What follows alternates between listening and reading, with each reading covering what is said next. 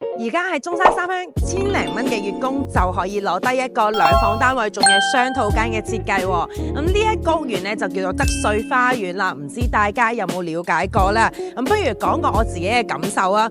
如果你話我想壓力唔係好大，又想我平時通勤翻去珠海或者比較近港澳嘅話，呢度都不妨係一個比較好嘅選擇。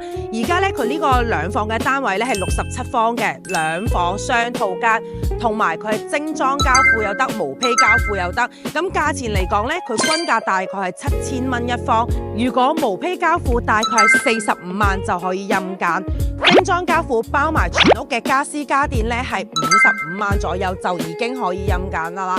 而且佢呢度咧係一個現樓嘅階段啦，我哋可以睇到咧佢成個屋苑嘅入住率咧係唔低㗎。咁點解呢？因為呢度屬於中山三鄉一個邊皮位置啊。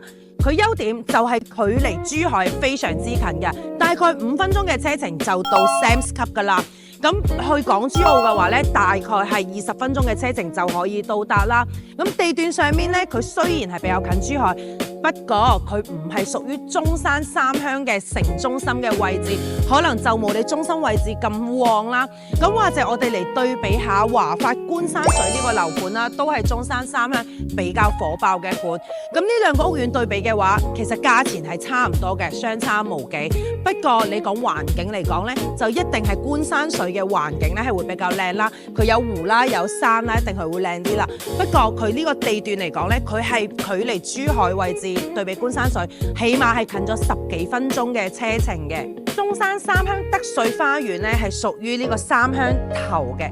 如果華發觀山水咧係屬於三鄉尾，所以佢哋嘅車程咧就會有頭先我講嘅呢個10幾分鐘嘅差距啊。咁如果你都有留意緊中山三鄉嘅樓盤嘅話，我覺得都不妨可以參考下德萃花園同埋華發觀山水去對比下嘅。如果屏幕前嘅你想要資料，可以喺評論區留言或者揾我攞資料啦。